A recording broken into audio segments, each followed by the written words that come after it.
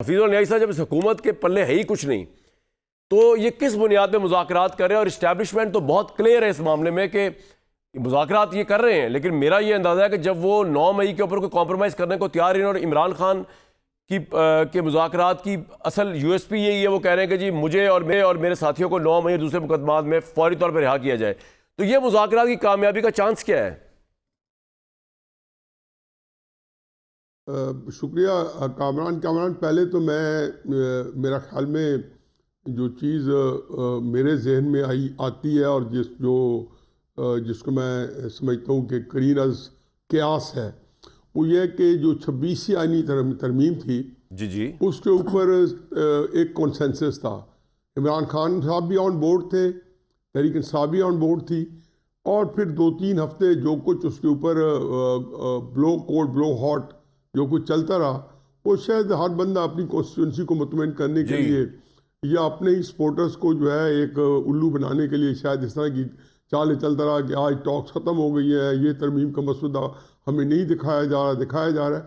ये मेरा ख्याल है कि सिर्फ ज़ेब दास्तान थी, अमलन इस पर कॉन्सेंसस था। हुकूमत ने धोखा दिया। अपनी इस असम्पशन पे चलता हूँ, नहीं धोखा नहीं दिया। मेरा ख्याल है कि जिन्होंने 26वीं तरमीम की थी ना, तो पहले सबको ऑन बोर्ड किया और सारे ही थे, और बाद में वाक़या ने बताया कि तहरीक इंसाफ ने बिल्कुल वही करना था जो करना चाहिए था, कि उसने पूरा ताउन किया।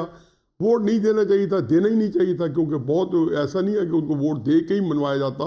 ये कोई आर्मी चीफ के जो है तोसी का वोट नहीं था जनरल बाजवा का, तो उसको को कॉन्सेंसस दिखाना था। सर मेरा सवाल ठीक है, 2/3 मेजॉरिटी। अब आप आगे आ जाए, उसमें जो मुज़ाकरात हैं, मेरा ये ख्याल है कि मुज़ाकरात के अंदर कुछ बुनियादी चीज़ें तय हुई हैं, तो ये बैठे हैं। ज़ाहिर है आप भी जो बात कर रहे हैं मैं उससे एग्री करता हूँ कि तय कहीं और हुई हैं।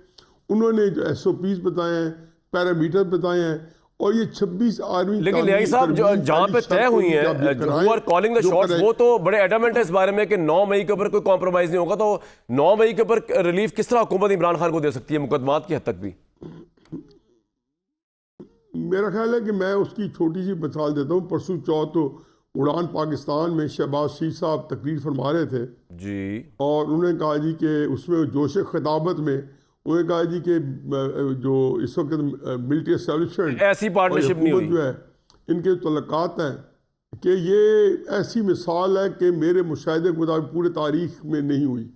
तो मैंने अपने कॉलम में 2 फिक्रे लिखे हैं। तो मैंने कहा ये मियाँ साहब, ये आपकी राय है, फरीक सानी की ये राय नहीं है।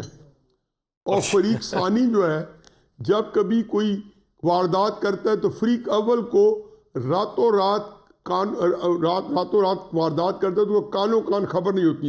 ये 70 साल हम कई दफ़ा देख चुके हैं।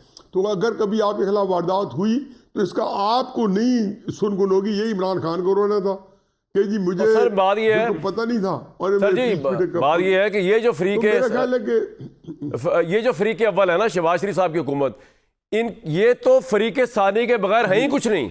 मतलब बाकी तो अगर पहले हुकूमतें बनती रही तो कुछ ना कुछ उनका होता था। सर मेरी अर्ज सुन लेना, ये तो माइनॉरिटी गवर्नमेंट है। फरीक सानी अगर ना होता, ना पीपल्स पार्टी साथ इनके आमादा होती बैठने के, ना इनकी पंजाब में हुकूमत बनती, ना फेडरल बनती, इनकी तो सियासी हैसियत ही नहीं है, विद ऑल ड्यू रिस्पेक्ट। तो ये इनकी क्या जरूरत है कि ये फरीक सानी से सवाल करें?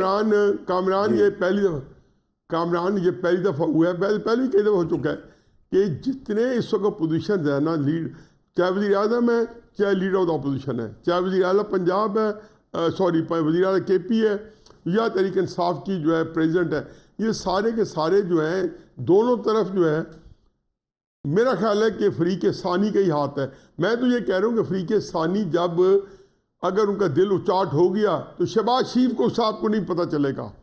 वो यही सर मैं ये कहता हूँ सर, एक मैं बात बताऊँ न्याजी साहब, मैं आपसे पहली दफा एग्री नहीं कर रहा सर। दुनिया का कोई फरीक सानी शहबाज शरीफ साहब जैसे शख्स से नहीं उकता सकता।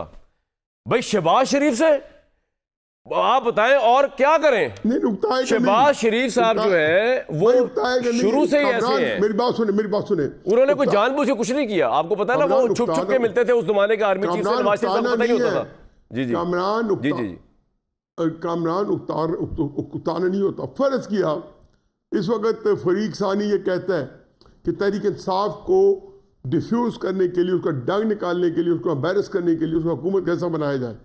और फ़र्ज़ क्या, ये हम एक बिल्कुल एक एजम्पशन ले, मफरूज़ा ले रहे हैं। तहरीक इंसाफ ये कहती है कि हमने मुस्लिम नून के साथ नहीं बैठना। अगर कई सिनेरियो तो हमें पीपल्स पार्टी के साथ बिठा दिया जाए, हम उनके साथ कोलिशन गवर्नमेंट बना देते हैं, तो फरीक अव्वल को भीड़ सुना दिया जाएगा। कुर्बानी तो ज़ाहिर है देनी पड़ती है किसी मौके पे, किसी अच्छे कॉज के लिए, फरीक अव्वल की जरूरत नहीं है कि अगर कोई नया इत्तेहाद बने तो उसमें ना कर सके। पंजाब से भी जाएंगे,